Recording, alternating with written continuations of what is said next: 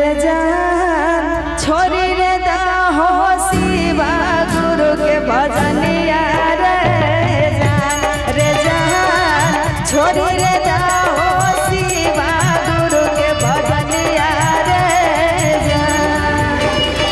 लाली लाली अखिया हमारा सासू जी देखावई रे जान।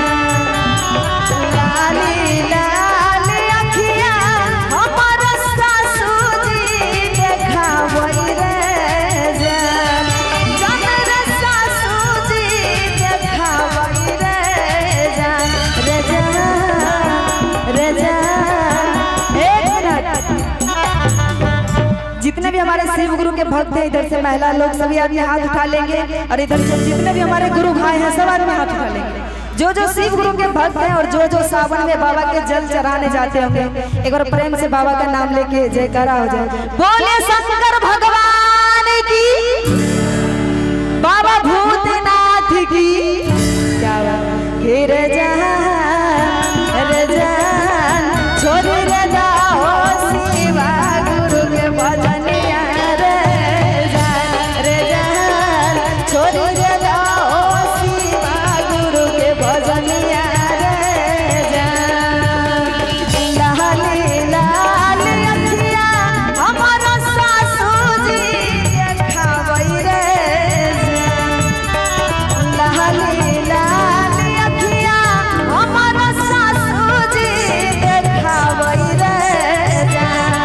जान रे सासू जी देखावई रे जान छोरी रे दा हो शिवा गुरु के भजनिया रे जान छोरी रे दा हो शिवा गुरु के भजनिया रे जान। ताली हो जाए, ताली। हर जिया इधर से जिया। ओहो और जिया।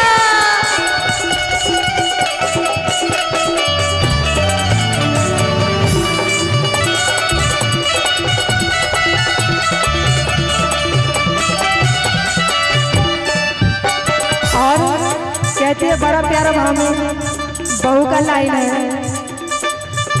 हरे के तनो समझई भो सासु है के तनो करई भो रे जान।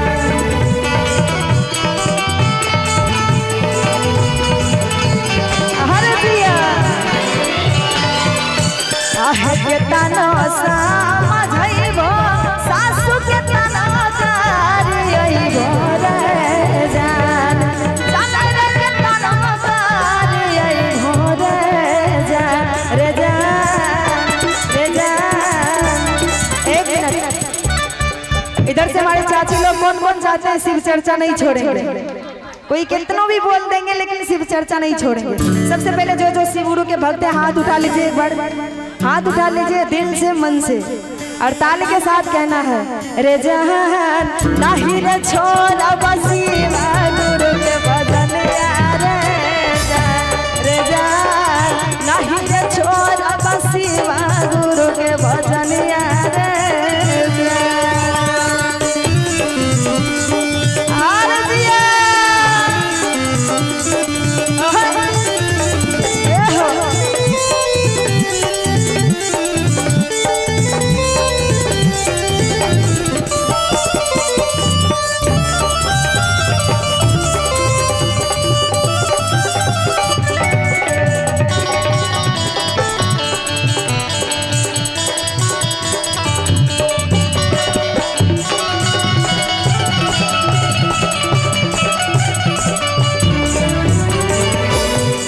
और कहती है कि आप कितना भी गाली दे लीजिए लाइट को व्हाइट कर दीजिए। ऑपरेटर भाई से निवेदन है कि ये वाला लाइट जो है व्हाइट कर दीजिए ना। किधर गए हमारे भैया, व्हाइट करवा दिया, इसको व्हाइट कर दीजिएगा, लाल पीला मत कीजिएगा। और कहती है हरे हाथा बस काम करो मुँह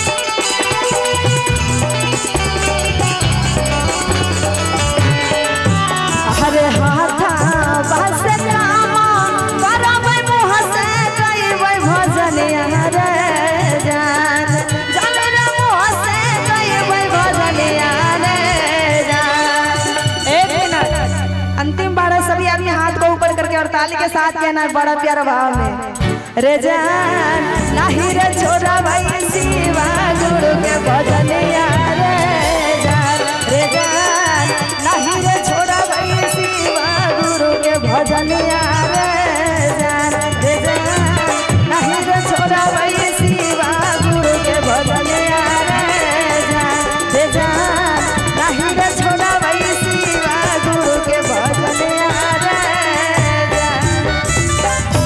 बोलिए शंकर भगवान की, भैया हरिंदर की, नीलम दीदी की, हमारे शिष्या बहना की, हमारे गुरु भाई की। क्या बात है, अड़ाइए।